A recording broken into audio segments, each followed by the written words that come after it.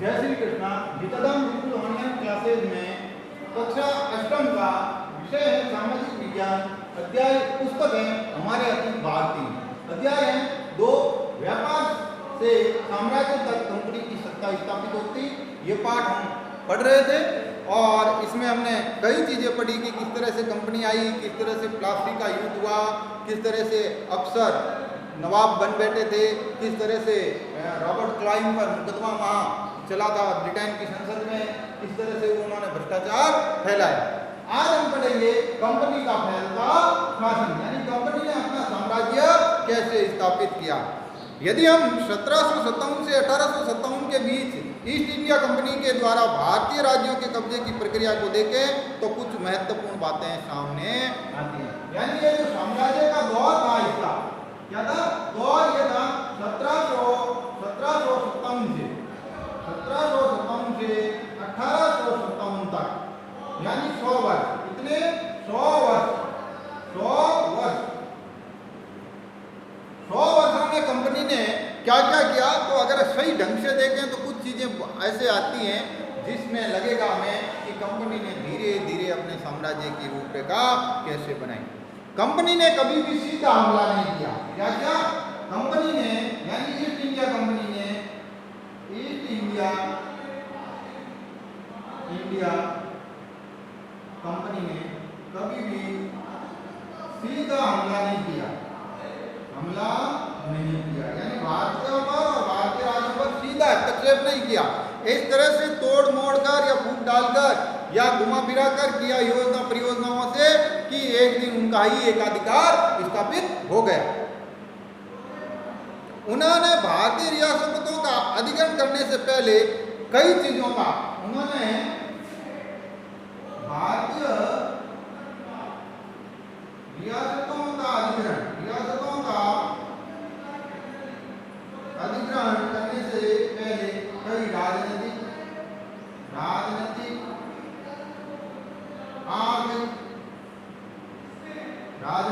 आर्थिक और कूटनीतिक साधनों का इस्तेमाल किया। क्या? कूटनीतिक साधनों को अपनाया।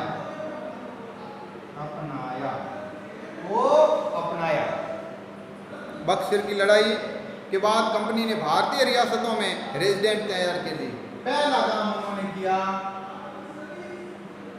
बक्सर की लड़ाई,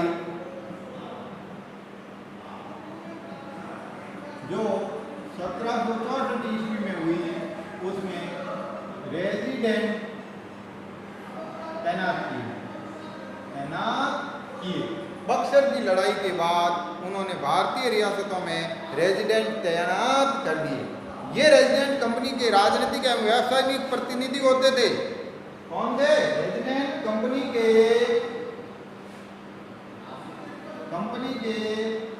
व्यवसायिक और राजनीतिक प्रतिनिधि होते थे। उनका काम कंपनी के हितों की रक्षा करना और आगे बढ़ाना था। रेजिडेंट के माध्यम से कंपनी के अधिकारी भारतीय राज्यों के भीतरी मामलों में दखल देने लगे थे और ये देशी रियासतों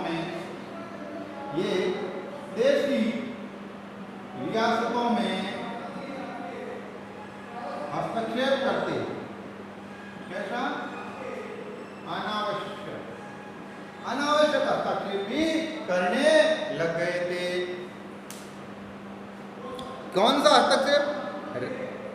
कि अगला राजा कौन होगा, किस पद पर किसको बिठाया जाएगा, इस तरह की चीजें भी कंपनी के अफसर ही तय करते ना चाहते थे। कई बार कंपनी ने रियासतों पर सहायक संधि भी थोप दी। दूसरा काम उन्होंने किया था वो था सहायक संधि लागू करना। क्या था? सहायक संधि लागू करना, ये दूसरा काम था। जो रियासत इस बंदोबस्त को मान लेती उसे कंपनी स्वतंत्र सेनाएं रखने का अधिकार नहीं थी। और इस सहायक संधि को जिसने लागू हुआ, इसका मतलब था अब रियासतें स्वतंत्र सेनाएं नहीं रखेगी। क्या नहीं रखेगी? नहीं रखेगी। स्वतंत्र सेनाएं नहीं रखेगी। उसे कंपनी की तरफ से शिक्षा मिलती थी। सहायक सेना के रखरखाव के लिए वह कंपनी को पैसा देती थी। भारतीय शासक रकम अदा करने से चूक जाते तो जुर्माने के तौर पर उसका इलाका कंपनी अपने कब्जे में ले लेती थी। अब क्या था? सहायक संधि में एक निश्चित राशि देनी होती थी। ये राशि अगर अदा नहीं होती तो उनका है जो रियासत जब्त की जाती थी। इस तरह से कंपनी ने धीरे धीरे कई देशी रियासतों को अपने अधीन ले लिया। उदाहरण के लिए जब रिचर्ड वेलेजी गवर्नर जनरल था, उस समय अवध के नवाब को 1801 में अपना आधा इलाका कंपनी को सौंपने के लिए मजबूर किया गया, क्योंकि नवाब सहायक सेना के पैसे अदा नहीं कर सका था और इसी आधार पर हैदराबाद के कई इलाके छीन लिए जाते थे। इसी दौर में एक चीज और आई है कि जो सहायक संधि सबसे ज्यादा लागू की गई थी और कठोरता से लागू की थी वो वेलेज ने। कौन?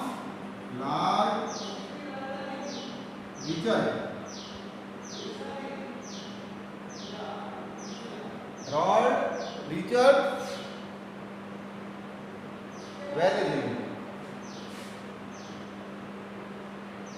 जो गवर्नर जनरल रहा वो था 1798 से 1805 ईस्वी तक ये रहा था। इसने ये सहायक संधि लागू कर ली थी। दूसरा इलाका था कि टॉपिक है शेरे टीपू सुल्तान शेरे मैसूर। अब कंपनी का सामना किसने किया? ये है जो नया एक टॉपिक है कि इस तरह से इनको पढ़ना है। कंपनी का विरोध करने वाले भी थे, कुछ लोग ऐसे थे जो कंपनी को बाध्यता से मानते थे, कुछ लोग ऐसे थे जो कंपनी की बाध्यता को स्वीकार नहीं करते थे। तो कंपनी का कुछ लोगों ने सामना भी किया था। उसमें एक था टीपू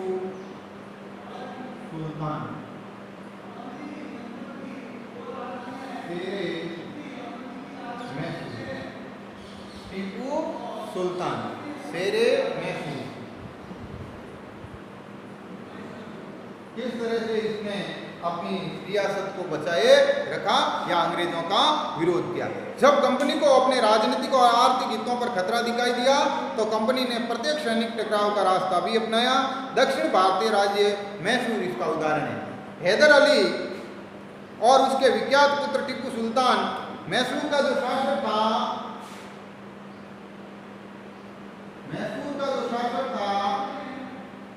उसका नाम था हैदर अली। क्या नाम था? हैदर अली। मैसूर का जो शासक था हैदर अली, जिसने 1761 से 82 तक शासन किया। 1761 से 1782 तक 1761 से 1782 तक शासन किया और इसका पुत्र था टीपू सुल्तान। कौन था? टीपू सुल्तान। इसका पुत्र था टीपू सुल्तान, जिसने 1782 से 1799 ईस्वी तक शासन किया था।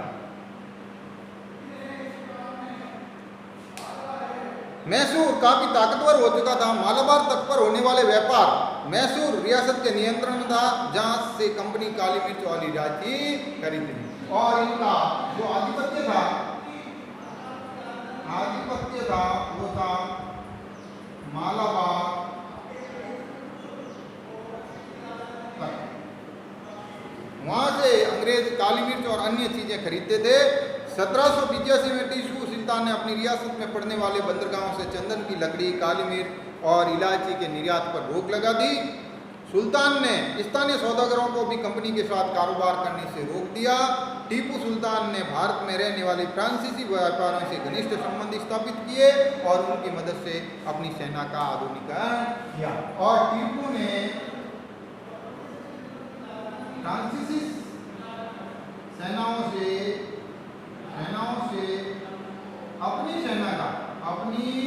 सेना का आधुनिकीकरण किया, जिससे अंग्रेज नाराज हो गए और मालाबार तट पर उसने निर्यात रोक दिया। क्या रोक दिया? निर्यात रोक दिया, जिससे भी अंग्रेज उससे नाराज हो गए। सुल्तान के इन कब्जों से अंग्रेज आग बबूला हो गए और उन्होंने हैदर अली और टीपू सुल्तान बहुत महत्वाकांक्षी, घमंडी और खतरनाक दिखाई देने लगे। अंग्रेजों को लगता था कि ऐसे राजाओं को नियंत्रण में करना और कुचलना जरूरी है। फलस्वरूप मैसूर के साथ अंग्रेजों की 4 बार जंग हुई। अब अंग्रेज मैसूर युद्ध 4 बार हुआ। कितनी बार हुआ? अंग्रेज मैसूर युद्ध 4 बार हुआ। पहला जो युद्ध हुआ 1767 से 69 तक। दूसरा जो युद्ध हुआ था वो मैसूर के साथ 80 से 84, 1780 से 84। तीसरा जो युद्ध हुआ वो युद्ध हुआ था 90 से 92, 1790 से 92। और चौथा जो युद्ध हुआ था वो हुआ 1799। ये 4 युद्ध अंग्रेजों के साथ मैसूर में हुए। श्रीरंगपट्टम की आखिरी जंग में कंपनी 3 बार कंपनी को हार का सामना हुआ और आखिरी युद्ध श्रीरंगपट्टम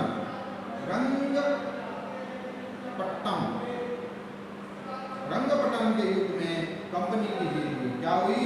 कंपनी की जीत हुई और टीपू सुल्तान का अंत हो गया था। टीपू सुल्तान मारे गए। मैसूर का राजकाज पुराने वाडियार राजवंशों के हाथों में सौंप दिया। इस प्रकार मैसूर भी शाही संधि लागू कर दी। इस तरह से अंग्रेजों ने मैसूर पर भी शाही संधि, आज के साथ ही मैसूर पर भी शाही संधि लागू कर दी। क्या कर दी? लागू कर दी।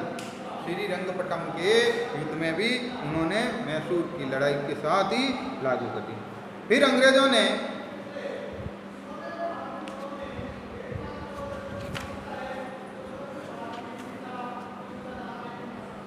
आज हम इतना ही पढ़ेंगे।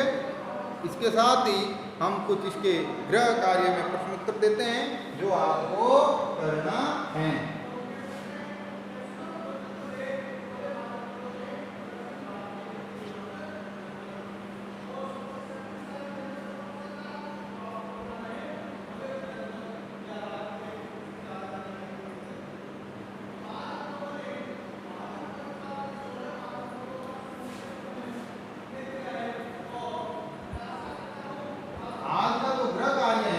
वो आपको करना है कि कौन कौन से और किस तरह से प्रश्न हैं उनको करना है। पहला प्रश्न आपका इसी अवसर से बनता है। तो पहला प्रश्न है, कंपनी ने भारतीय क्षेत्र में वर्चस्व में कितने वर्ष लगे? कंपनी को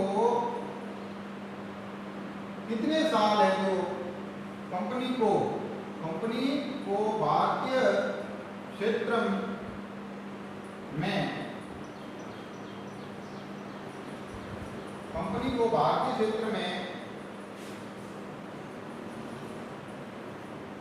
वर्चस्व में कितने वर्ष लगे? दूसरा प्रश्न है वो प्रश्न है आपका, बक्सर की लड़ाई कब हुई?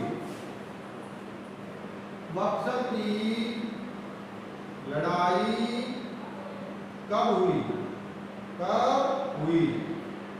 तीसरा प्रश्न है वो आपका ये है,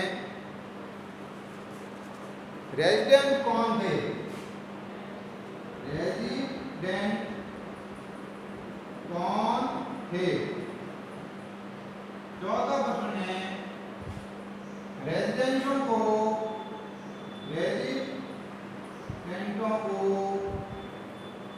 क्यों तैनात किया गया, तैनात किया गया।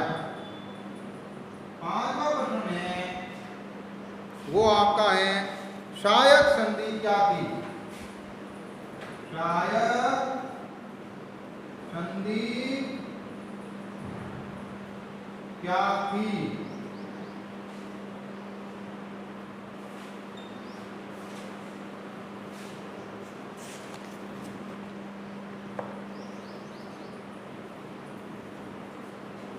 छठवां प्रश्न है, सहायक संधि के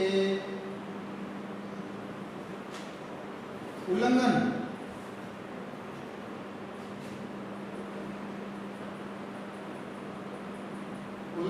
पर क्या शर्त थी।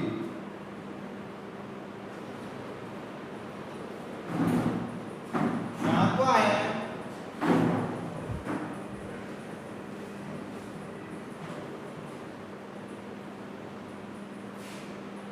मैसूर के शासकों के नाम लिखो, नाम लिखो। और आठवां प्रश्न है, अंग्रेज मैसूर युद्ध कब कब हुए।